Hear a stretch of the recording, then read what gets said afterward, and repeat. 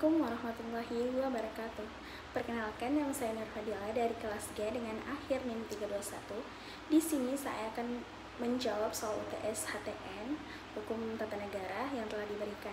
Yang pertama, berikut pendapat saya terkait apakah unsur-unsur negara demokrasi menurut Bagirmanan telah terpenuhi di Indonesia, lengkap dengan bukti dan dasar hukumnya.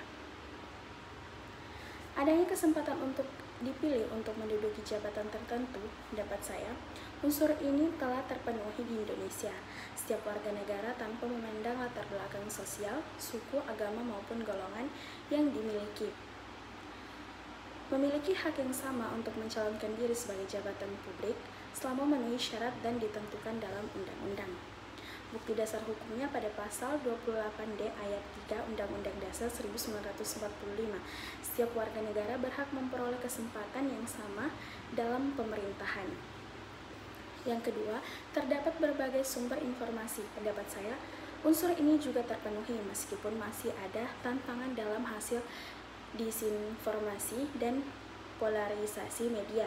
Indonesia memiliki beragam media massa dan akses ke internet yang memungkinkan masyarakat mendapat informasi dari banyak sumber. Bukti dasar hukumnya adalah pada pasal 28F Undang-Undang 1945, setiap orang berhak untuk berkomunikasi dan memperoleh informasi. Yang ketiga, adanya pemilihan yang bebas dan jujur. Pendapat saya, unsur ini sebagian besar telah terpenuhi. Namun dalam beberapa kasus ditentukan praktik politik uang, kampanye hitam, dan manipulasi data. Namun secara umum, proses pemilu di Indonesia berjalan secara langsung, umum, bebas, rahasia, jujur, dan adil. Bukti dasar hukumnya ada pada pasal 22E Undang-Undang Dasar 1945. Pemilihan umum dilaksanakan secara langsung, umum, bebas, rahasia, jujur, dan adil setiap 5 tahun sekali. Pemilu dan pilkada juga rutin dilaksanakan dengan partisipasi publik yang tinggi, meskipun tetap perlu pengawasan ketat untuk menjaga integritas. Kesimpulannya adalah, secara umum unsur-unsur demokrasi menurut Bagirmanan sudah tercukupi atau terpenuhi di Indonesia, meskipun masih ada tantangan dalam pelaksanaannya. Perlu terus ada penguatan lembaga, peningkatan literasi, politik masyarakat, serta penegakan hukum untuk menjaga kualitas demokrasi di Indonesia. Baik, jawaban nomor 2 adalah proses pemberhentian presiden dan wakil presiden berdasarkan Undang-Undang Dasar 1945 dapat dijelaskan dengan merujuk pada ketentuan yang ada dalam pasal 7B dan pasal 3 ayat 3, serta penjelasan lebih lanjut yang tercantum dalam peraturan perundang-undangan yang berlaku. Proses pemberhentian presiden dan wakil presiden menurut pasal 7B Undang-Undang Dasar 1945, presiden dan wakil presiden hanya dapat diberhentikan dalam masa jabatannya melalui 2 mekanisme berikut. Yang pertama, karena tidak lagi memenuhi syarat sebagai presiden atau wakil presiden. Ini termasuk jika presiden atau wakil presiden meninggal dunia, mengundurkan diri, atau dianggap tidak lagi memenuhi syarat untuk memegang jabatan tersebut, seperti dalam hal sakit yang tidak bisa disembuhkan atau tidak mampu menjalankan tugasnya karena penyelenggaraan hukum atau perbuatan yang bertentangan dengan Undang-Undang Dasar 1945. Presiden dan wakil presiden dapat diberhentikan apabila mereka melanggar Undang-Undang Dasar 1945 atau melakukan pelanggaran berat, misalnya korupsi, pengkhianatan terhadap negara, dan lain sebagainya. Pemberhentian dalam hal ini dilakukan oleh Majelis Permusyawaratan Rakyat atau MPR.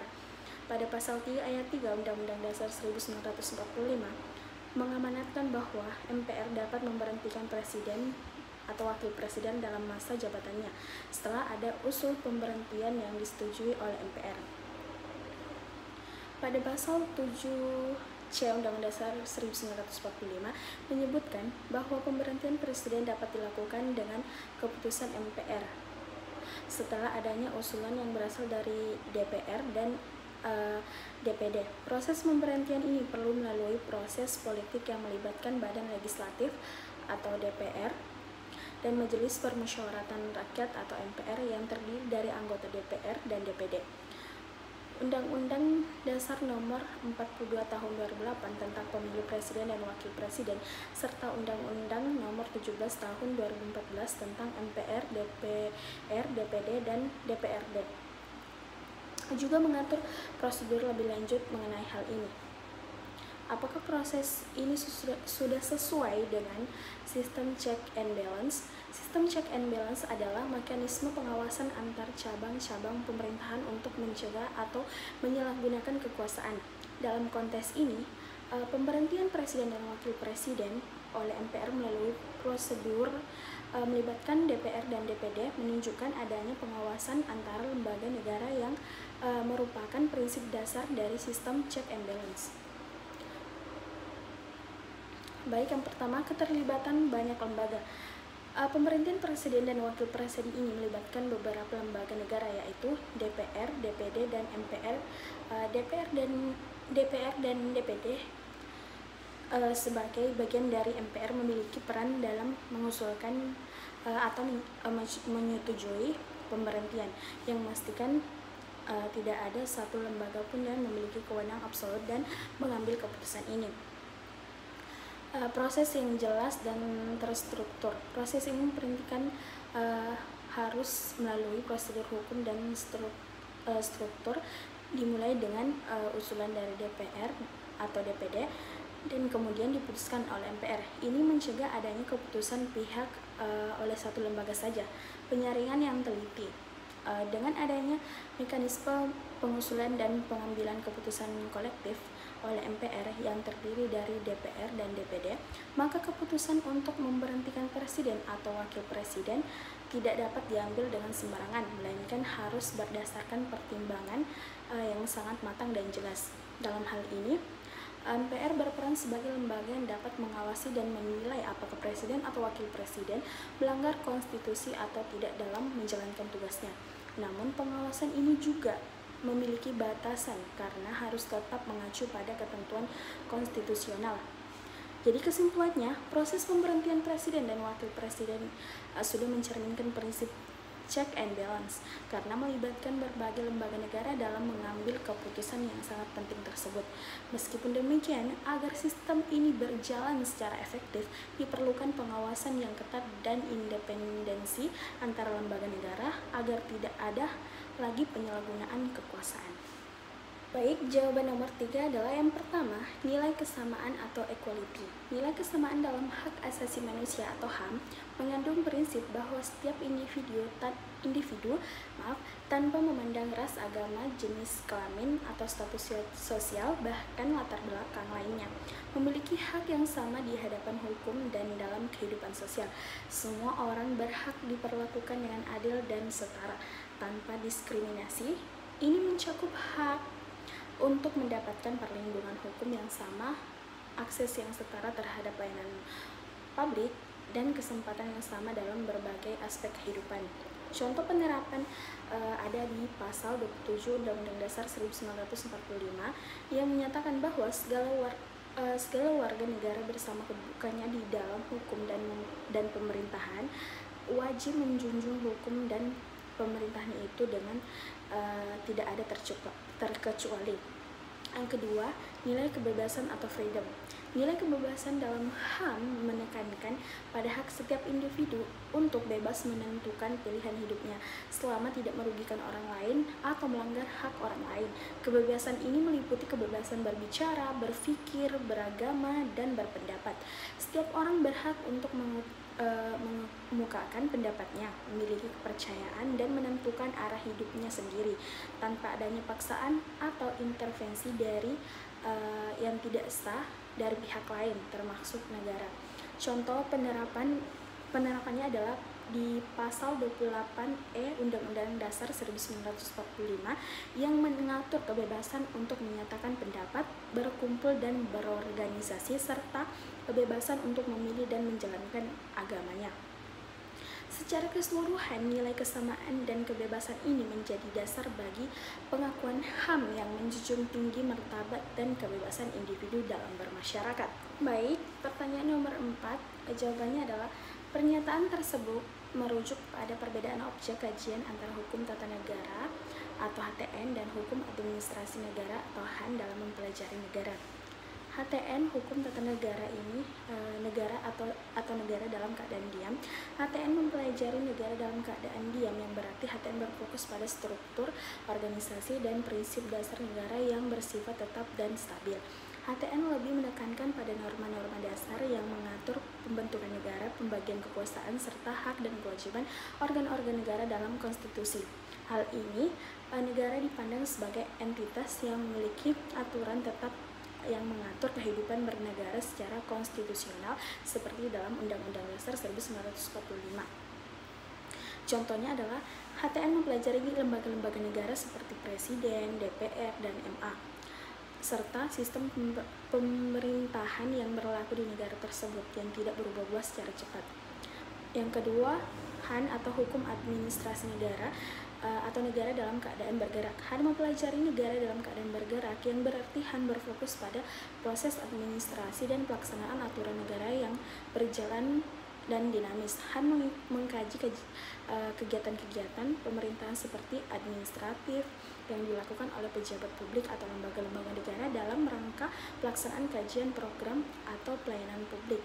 Negara dalam hal ini bergerak atau beroperasi secara praktis dalam kehidupan sehari-hari melalui keputusan dan tindakan administrasi.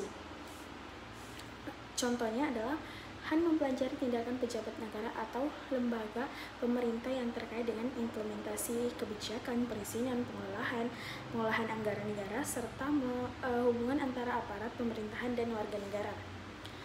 Baik, di sini kesimpulannya, HTN adalah kajian tentang struktural negara yang tetap dan mengatur dasar-dasar hukum negara, sedangkan HAN adalah kajian tentang fungsi fungsi negara dalam praktik melalui kegiatan administrasi negara yang bergerak dan dinamis dalam menjalankan tugas pemerintahan. Keduanya memang saling melengkapi dalam memahami bagaimana negara berfungsi dalam konteks hukum dan administrasinya. Baik, jawaban nomor 5. Pelaksanaan otonomi daerah dalam sistem pemerintahan daerah memiliki keuntungan dan kelemahan tersendiri. Berikut penjelasan dan contoh konkretnya. Yang pertama, keuntungan otonomi daerah. Pelayanan publik lebih cepat dan efisien, karena keputusan bisa diambil langsung oleh pemerintah daerah tanpa harus menunggu pemerintah pusat. Pelayanan kepada masyarakat menjadi lebih responsif. Contohnya, Pemda Kota Surabaya berhasil memberikan sistem pelayanan kesehatan dan pendidikan karena kebijakan bisa sesuai dengan kebutuhan warganya.